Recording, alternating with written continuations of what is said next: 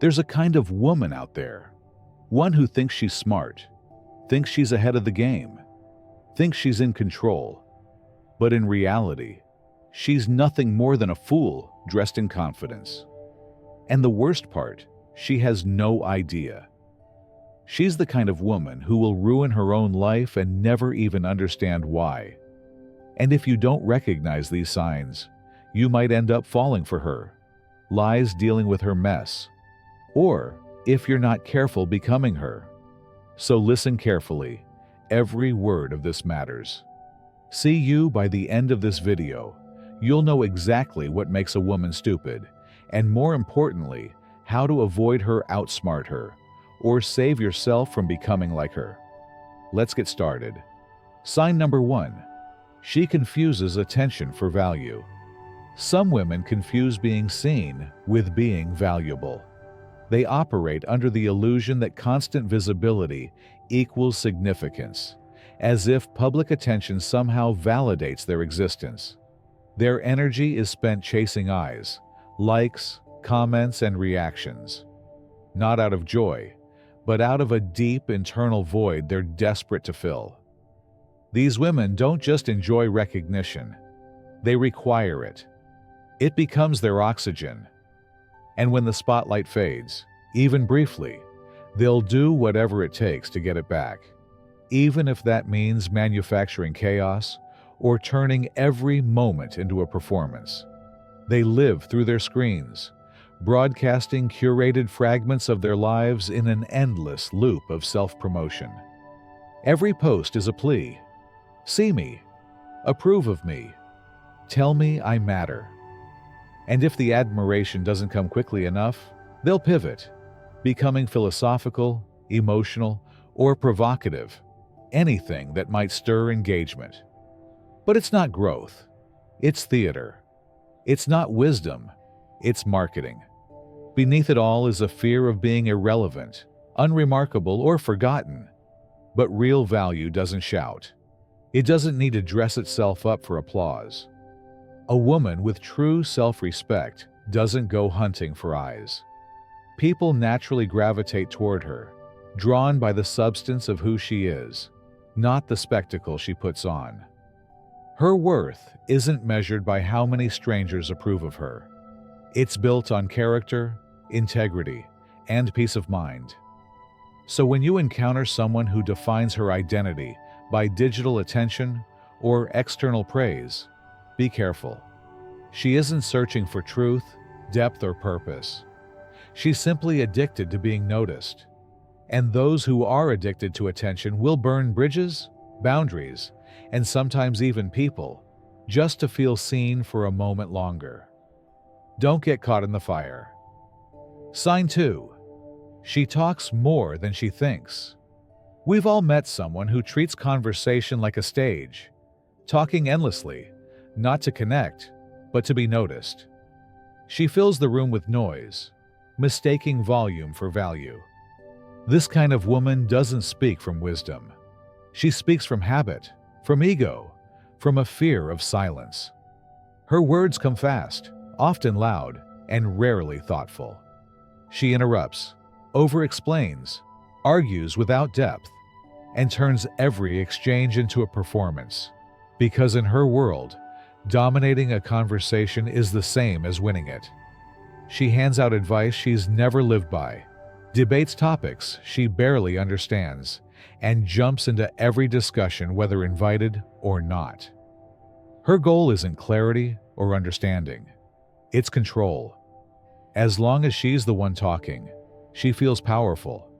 But that power is hollow, built on noise rather than knowledge. What she doesn't see is that wisdom rarely needs a microphone. The sharpest minds speak less, not more. They listen with intent, think before responding, and understand that silence is often more revealing than speech. When they do speak, every word is measured, like an arrow released only when the target is clear. There's no need to dominate. Truth carries its own weight. But the woman who talks just to be heard is like someone throwing paint at a wall and calling it art. It's messy, unfocused, and leaves nothing of real value behind. In trying so hard to be seen as smart, she exposes how little she understands. And because she fills every moment with her own voice, there's no room left to learn, reflect, or grow. In the end, it's not how much you say that defines your intelligence. It's how well you understand when it's better to stay quiet. Sign number 3. She chooses her friends poorly. If you want to understand a person's mindset, don't look at their words. Look at their tribe. The people someone consistently keeps close act like mirrors, revealing the standards they accept, the mindset they maintain, and the future they're walking toward. There's a certain kind of woman who prefers to stay in circles that flatter her, never challenge her, and always nod along no matter how poor her choices may be. She avoids discomfort at all costs. Instead of growing, she chooses ease. Instead of truth, she picks praise. She gravitates toward people who stir the pot, chase shallow thrills, and reinforce her worst habits, because that's where she feels safe.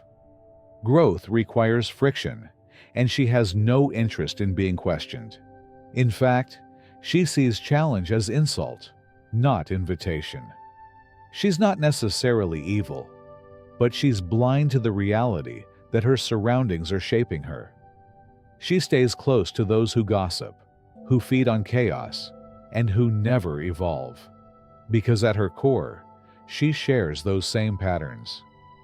She doesn't want to feel out of place, so she lowers her standards to fit in. And before she knows it, her world is small, noisy, and stuck. But the woman who chooses to rise, she surrounds herself with people who think deeper, aim higher, and hold her to a higher standard. Not because they want to control her, but because they believe in what she could become. She values those who speak the uncomfortable truths, who hold her accountable, and who refuse to let her settle for mediocrity. And yes, sometimes it stings. But she understands that personal growth rarely happens in comfort.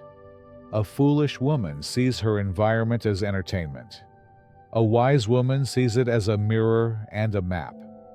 And over time, one becomes a product of her circle, while the other becomes the architect of her future. Sign number 4. Overvaluing others' opinions. In a culture where popularity often feels like the ultimate prize, it's easy to lose sight of who you really are. Approval has become a kind of performance currency, measured in hearts, likes, applause, and passing compliments. You share a thought, then immediately wonder if it landed the way you hoped. You make a decision, and instead of asking whether it felt right, you ask yourself how it might be judged. This kind of constant self-monitoring isn't just exhausting, it's quietly destructive. Because when you begin to live through the eyes of others, you slowly step out of your own life. You stop living as yourself and start living as a carefully managed image, designed to please, avoid criticism, and collect approval like it's oxygen. But approval is not identity. It's not even real most of the time. The truth is, the more we shape ourselves around being accepted, the more we abandon the one thing we actually control: our inner world, our choices, our values, our peace. The Stoics didn't speak in hashtags or chase applause. They spoke of self-governance. They believed that real strength comes from within, not from praise, not from attention, and certainly not from trying to win a popularity contest. When your sense of direction depends on what others say, you're like a weather vane, twisting with every passing opinion. But when your actions are guided by principles, not approval, then you become something unshakable. The woman who lives for validation ends up exhausted. She becomes a shifting shape, one person at work, another online, someone else entirely among friends. She silences her instincts, just to sound agreeable, and buries her truth to avoid discomfort. But the cost of that comfort is steep. She loses herself in the process. You can never meet everyone's expectations. And if you try, you'll lose your clarity, your confidence, and eventually your identity. Some people will misunderstand you, no matter how kind, careful, or accommodating you try to be. That isn't failure, it's just reality. So what's the alternative? To build your life on something deeper, to measure your decisions not by applause, but by alignment. Not by whether others approve, but by whether you can live with yourself afterward. That kind of self-trust takes time. It's not loud, it's not glamorous, but it's the foundation of every wise life. The next time you feel yourself shrinking, editing your truth, softening your instincts, bending yourself to fit into someone else's version of acceptable, pause. Ask yourself a simple question. If nobody knew I made this choice, would I still make it? That's how you return to yourself. That's how you reclaim your life. Because you were never meant to be liked by everyone. You were meant to live in a way that you can respect, even when no one else is watching. Sign number 5, emotional instability and overreaction. There's a kind of hidden weakness that often goes unnoticed because it wears the mask of passion.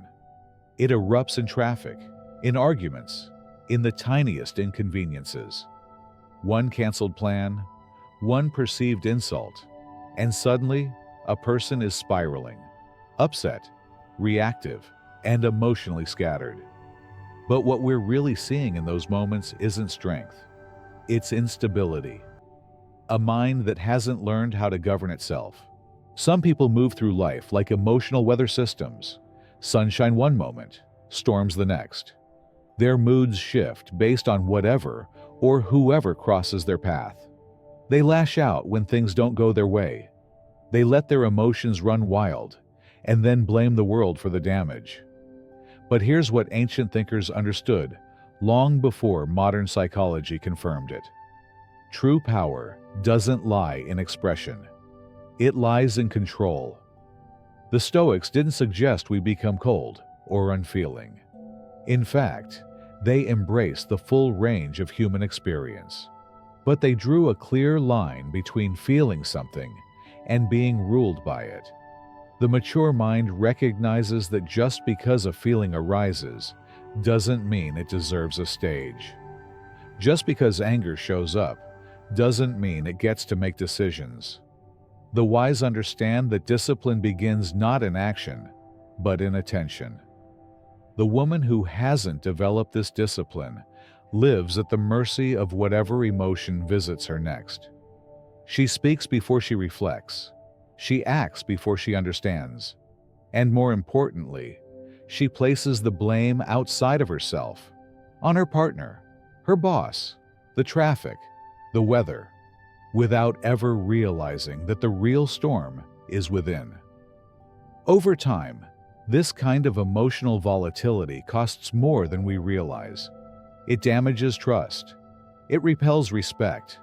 And worst of all, it keeps us stuck, cycling through the same reactions, repeating the same mistakes, creating drama where peace could have lived. So what's the alternative? It's not suppression. It's presence. The ability to pause, to recognize what's rising in you without becoming it, to breathe instead of burst, to choose instead of react. Emotional strength isn't about being stone-faced. It's about being rooted. It's the quiet force that says, I see what's happening, and I will decide what happens next. Start by noticing. When irritation surfaces, don't rush to explain it away or act on it. Just stay with it. Observe it like a wave. Let it rise, crest, and fall. In that gap between emotion and reaction, you'll find the space to decide who you want to be. That space is where transformation happens, where you stop being a puppet of your impulses and start becoming someone who leads herself. It takes time. It takes failure. It takes humility. But each time you catch yourself, each time you don't take the bait, you grow more solid.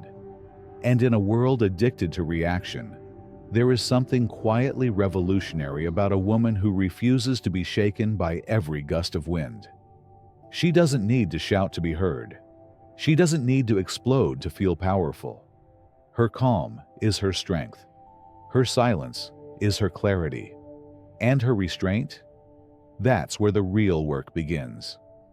Sign number 6. Avoiding self-reflection and growth. There's a kind of decay that doesn't scream or make a scene. It's quiet, gradual, almost invisible from the outside. It's the erosion that happens when a person stops looking inward, when they move through life without ever pausing to examine the direction they're heading in, or who they're becoming along the way. This kind of blindness isn't born out of evil or malice. It's born out of ease, of habit. It's far simpler to stay occupied, to drown in the hum of daily tasks, to always be on the move, than it is to sit with silence and ask difficult questions. Questions like, is this really how I want to live? Are my choices aligning with the kind of person I say I want to be?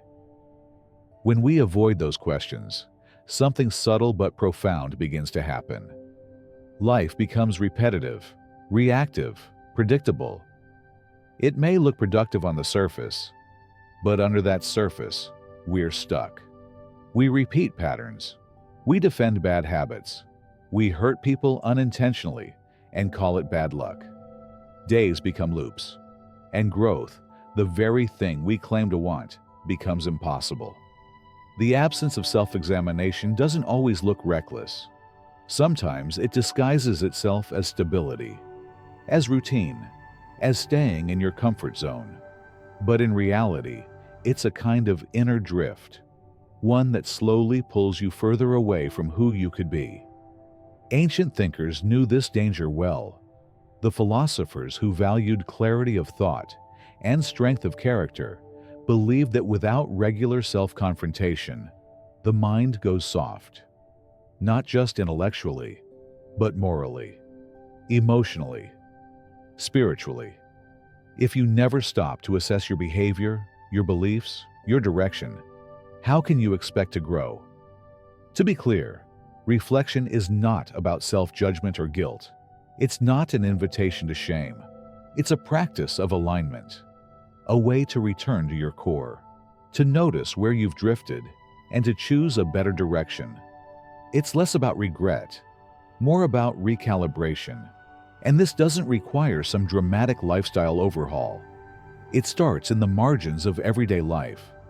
It can happen in the quiet before bed, during a long walk, or in that brief moment of stillness between action and reaction. You simply ask, did I act with intention today? Did I speak with integrity? What pulled me off center, and what brought me back? Reflection also invites us to seek out honest mirrors in the form of other people. Not those who flatter or enable, but those who speak the truth, especially when it's hard to hear. Growth isn't found in constant validation. It's forged in friction, in feedback that stretches you. And no, this process isn't glamorous. It's not always satisfying in the moment.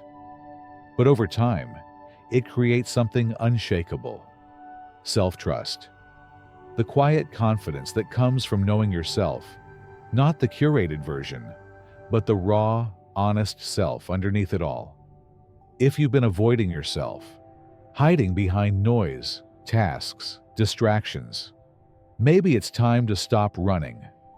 Because the insight you're looking for, it's not out there. It won't be found in applause, in approval, or in the next achievement. It's already within you, waiting to be uncovered through awareness. The future version of you, the wiser, stronger, more grounded one, isn't built by chance. She's built by the questions you're brave enough to ask today. Thank you for spending your time with this video. If something here spoke to you, I'd love to hear your thoughts. Drop a comment below and let's continue the conversation.